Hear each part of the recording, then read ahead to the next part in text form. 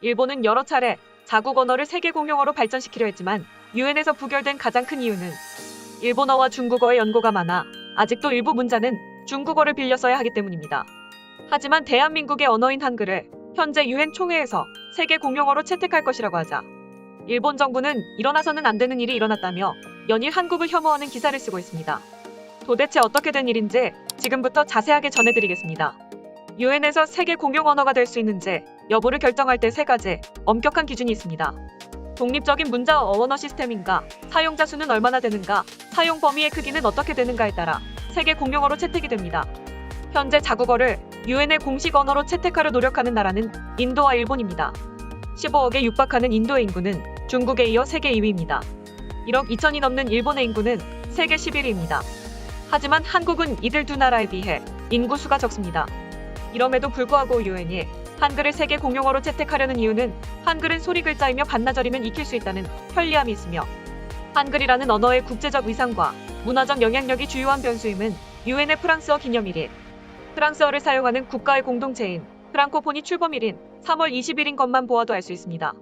프랑코포니는 정회원 55개국과 준회원 3개국, 옵서버 12개국으로 구성되어 있습니다. 정회원국에 들어가 있는 캐나다와 캄보디아, 이집트를 보면 알 수 있듯 이들은 프랑스어를 공용어로 쓰는 나라가 아닙니다. 지금의 한국은 과거 문화 국가로 위상이 드높았던 프랑스보다 문화적 영향력이 절대 낮지 않습니다. K-드라마와 K-팝을 필두로 한 K-시리즈가 현재 전 세계를 휩쓸고 있으며 전 세계 각지에서 대한민국 붐이 일어나 현재 수많은 지구촌 세계인들이 한국어를 배우기 위해 공부하고 있습니다. 유명인을 보고 동경하며 저 사람의 언어나 문화를 알고 싶다는 경우가 전 세계 상위 세 국가의 미국과 영국, 그리고 대한민국 세 나라밖에 없다는 결과가 있습니다. 대한민국의 위상이 날로 높아지는 가운데 유엔에서 먼저 알아차리고 한국어를 세계 공용어로 채택할 것이라는 안건이 있습니다.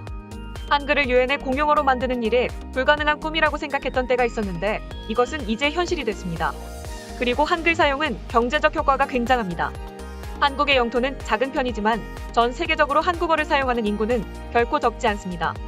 유엔 조사에 의하면 지구상에 존재하는 언어는 6,809개이며 이 중 2,500개 언어가 사용 인구 1,000명 이하로 점점 줄어들고 있으며 500여 개 언어는 사용자가 50에서 60명 미만으로 소멸 위기에 있습니다. 한국어는 현재 모국어가 아닌 언어를 쓰는 경우에 영어, 스페인어, 포르투갈어, 독일어, 프랑스어 등에 이어 6번째를 차지하는 언어입니다. 그만큼 한글의 영향력은 전 세계적이라고 할 수 있습니다. 또한 수천 개 언어 문자로도 표현이 가능한 언어를 가진 나라는 100개 정도이며 전 세계 220여 개 나라 중 자국어를 가진 나라는 28개국 밖에 되지 않습니다. 자기 나라 고유 문자는 한글 한자로마, 아라비아 인도 문자, 에티오피아 문자 등 6개뿐입니다. 세계의 언어 멸종 추세 속에 한국어의 생명력은 초강세를 보이고 있습니다. 한국어가 동남아 등은 물론 선진국에서도 갈수록 중시되는 것은 상당한 의미가 있습니다. 세계적으로 많은 언어들이 소멸돼가는 것과는 다른 양상이기에 더욱 돋보일 수밖에 없습니다. 언어가 멸종한다는 것은 사실상 민족 공동체, 경제 공동체가 없어진다는 것과 같은 얘기입니다. 유네스코의 언어 생존성 기준 저해 프로젝트에 참가한 콜레트 그리네발트 연구원은 앞으로 세계 언어가 탄생할 가능성이 높다고 주장했으며 그 언어는 한국어가 될 것이라고 말했습니다. 게다가 유엔에서 고심 중인 한글의 편리성, 발음되는 소리를 중심으로 표기하는 문자인 한글은 자음과 모음 조합에 따라 무수한 소리를 표기할 수 있으며 또 아무리 조합된 문자의 수가 많더라도 제자 원리만 이해한다면 사람들이 익히는데 문제가 없으며 유엔은 경제적 관점에서 가장 바람직한 차기 공용어로 보고 있습니다.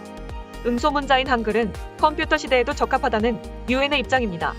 뜻글자는 글자의 개수가 매우 많지만 한글은 자음 14개, 모음 10개, 즉 음소 24개만을 가지고 모든 소리를 무리 없이 나타낼 수 있다는 정말 굉장한 언어라고 보고 있기 때문입니다. 한자는 새로운 물건이나 문화 현상이 생기면 새로운 단어를 만들어야 합니다. 예를 들어 새로이 만들어진 영어 이름 물건에 뜻이나 소리를 본떠 글자를 만들어야 된다면 한글은 소리 그대로 쓰면 새로운 글자가 되고 또한 영어는 알파벳이 상황에 따라 다르게 발음되기도 하지만 한글은 자음과 모음 발음 그대로 난다는 장점이 있어 경제적이다는 이유입니다. 최근 유엔 총회에선 대한민국의 민족 역사를 보며 언어라는 것은 단순히 의사소통의 매개체가 아니야. 언어에는 민족의 역사와 얼이 담겨 있다. 민족은 언어와 때려야 뗄 수 없는 관계. 고유 언어를 잃은 민족은 더 이상 민족이라 보기 어려워. 대한민국의 언어는 전 세계 어느 언어와 비교해봐도 독보적이며 독특하다. 한글, 훈민정음 세계 공통어로 지정해야 한다는 발언들이 나왔다고 전했습니다.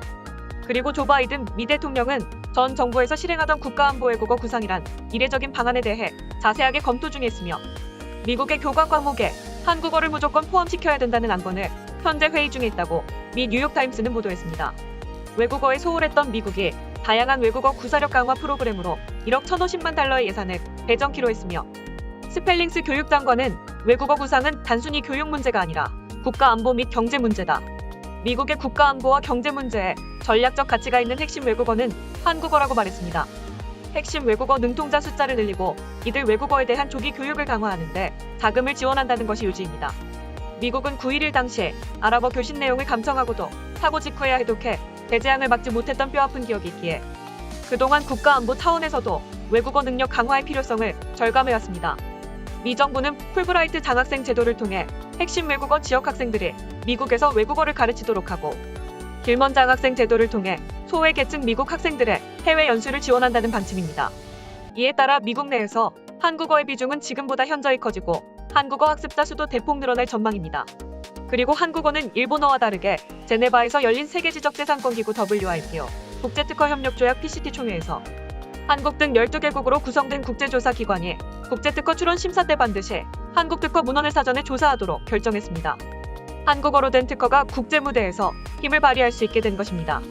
한국어가 유엔과 산하 기구들의 공용어가 아닌데도 채택된 것은 국제특허 출원 건수와 기술 내용 면에서 한국의 역량이 아주 높은 평가를 받았기 때문입니다. 하지만 일본어는 독립적인 문자 시스템이 아닙니다. 중국의 언어를 표방한 표절 언어이며 사용자 수는 일본인밖에 사용할 줄 모르며 사용 범위도 자국 내로 국한되어 있기 때문에 일본어는 절대 UN 세계 공통어로 지정될 수가 없습니다. 현재 일본은 대한민국의 한글이 UN 세계 공통어 채택에 임박했다는 소식에 일본의 교도통신은 요즘 일본의 20대, 40대가 하는 생각은 대한민국의 한글처럼 일본도 언어 시스템 다시 체계화해야 할 것. 일본도 한국에 졌다. 대한민국 점점 아시아에서 제일 강대국 되는 것 같아. 일본 자리 위험해라는 반응을 보였습니다. 일본이 착각을 해도 단단히 착각하고 있는 게 대한민국은 일본에 진 적이 없으며 항상 아시아 인류 국가의 자리에 있습니다. 일본만 모르고 있었나 봅니다. 유엔의 공용어는 아시아에서 중국어뿐이었는데 이제 한국어 추가로 아시아 2개국어로 유엔 공식 통용어는 7개국어가 될 전망입니다. 언어는 문화를 담는 그릇이고 공동체의 생명수입니다.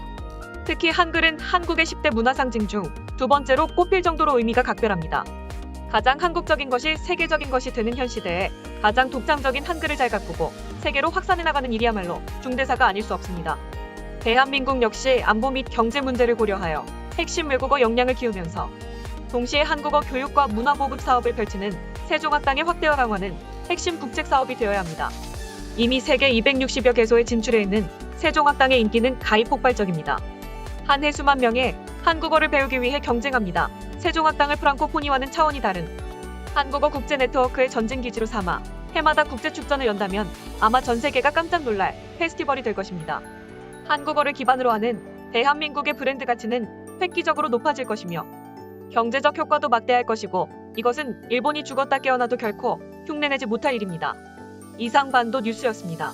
오늘도 영상 시청해주셔서 감사드립니다.